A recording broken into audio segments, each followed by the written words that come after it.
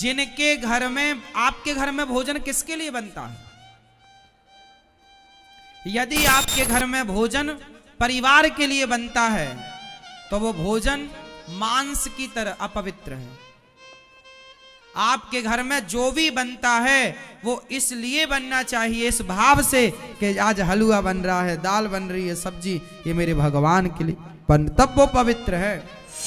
कुछ लोग तो पता कैसा करते हैं कि भगवान के लिए सूखी आलू तल दिए, आलू की साग कर दी हल्की और 2-4 पूड़ी पराठा या रोटी इसका भोग लगा दिया, और फिर अपने लिए बढ़िया मसालेदार सब्जी, बढ़िया ग्रेवी वाली, अब बढ़िया दाल, बढ़िया अपने लिए बढ़िया हलवा, और ये सब भगवान के लिए सूखी आलू की साग और सूखी पूड़ी या रोटी का भोग लग गया भगवान को, और अपने लिए मस्त। ऐसे ही करती थी श्रवण की पत्नी।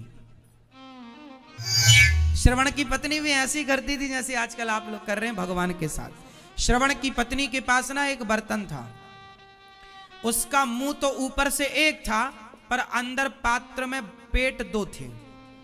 एक ही चूल्हे पर वो एक मुंह वाला बर्तन चढ़ाती और एक मुंह वाले बर्तन में 2 पदार्थ बनाती, एक खीर बनाती और एक खिचड़ी बनाती। खिचड़ी परोसती ससुर को। अच्छा, खिचड़ी बनाती वो छाछ की। अच्छा, छाछ का कलर और दूध का कलर एक होता है, तो खिचड़ी बनाती तो ससुर को परोसती खट्टी वाली, और जो खीर थी वो अपने पति श्रवण कुमार को परोसती और खुद खीर खाती। एक दिन क्या हुआ, श्रवण के पिता की जो थाली थी ना वो ज्यादा गर्म थी, खिचड़ी थोड़ा, तो श्रवण ने कहा पिताजी आप मेरी ले लो, तो अपनी थाली पिता को दी और पिता की थाली श्रवण कुमार ने। आज जब पिता ने खीर खाया तो अंधे पिता ने पूछा, बेटा श्रवण, बेटा आज घर में कोई उत्सव है क्या? नहीं पिताजी। क्यों? अरे आज घर में बहू ने खीर बनाई है, आज सालों बाद खीर खाई है। पिताजी खीर तो आप रोज खाते थे, मैं रोज आपको खीर खाते देखता हूं। ना बेटा खीर नहीं है। तो श्रवण ने तो पिता की थाली ले ही रखी थी, खाया तो वो खट्टी खिचड़ी। अब तो दिमाग खराब श्रवण का कि मेरी पत्नी आंखों के सामने। श्रवण कुमार और जाकर देखा, उसके माटी का जो बर्तन था उसे तोड़ा तो उसके 2 पेट निकले बर्तन के। एक तरफ खिचड़ी पक रही थी, एक तरफ खीर पक रही थी। अच्छा, ये भेद है कि नहीं? ये कपट है कि नहीं?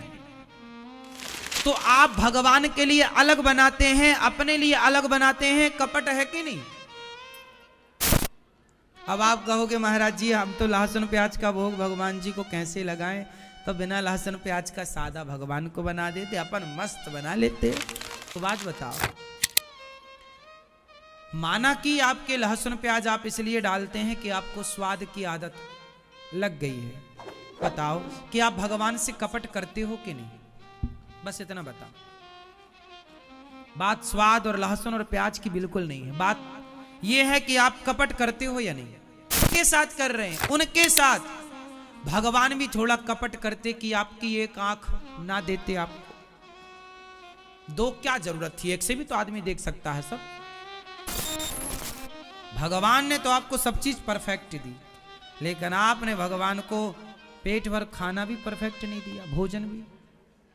जो खाओ ना वो अपने लिए मत बनाओ, हमारे भगवान खाएंगे इस भाव से बनाओगे तो आप सदा वही खाओगे जो भगवान खाएंगे, जो भगवान को भोग लगेगा। भाई पेट ही भरना है साहब, कौन सा अमर होना है? 100 साल जीना है, चाहे तुम लहसुन प्याज खाओ या मत खाओ, जीना 100 ही साल है। ऐसा थोड़ी कि लहसुन प्याज खाने वाला 200 साल जिएगा और नहीं खाने वाला 100 साल में मर जाएगा, और जिससे मरना होगा वो मर ही जाएगा।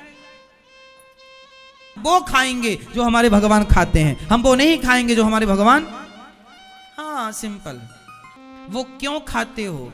जो भगवान जी का भोग नहीं लगता वो खाओ, आज से वही खाओ जिसका भोग भगवान जी को, जिसका नहीं लगता हम नहीं खाएंगे। क्यों?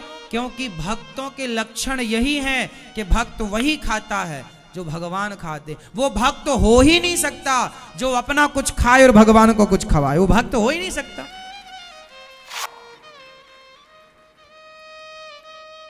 स्वाद के लिए हम भगवान को छोड़ देंगे क्या? जाए चूल्हे में स्वाद, स्वाद ही तो नहीं आएगा और कैसे ज्यादा होगा? और पेट भरेगा अपना तो खा लो, पेट भरना है क्यों जी? लोग कहते ना बाबा लोग पाखंडी हो गए, क्यों? आप लोगों का ये पाखंड नहीं है, यही तो पाखंड है। अपना कुछ खाते हो भगवान, ये पाखंड नहीं है, ये ढोंग नहीं है, ये आडंबर नहीं है। दूसरों को आडंबरी कह देना बहुत सरल है साहब, खुद के आडंबरों पर ध्यान दे देना बहुत कठिन है। खुद के आडंबरों पर भी तो हम ध्यान दें कि हम कितने बड़े आडंबरी हैं।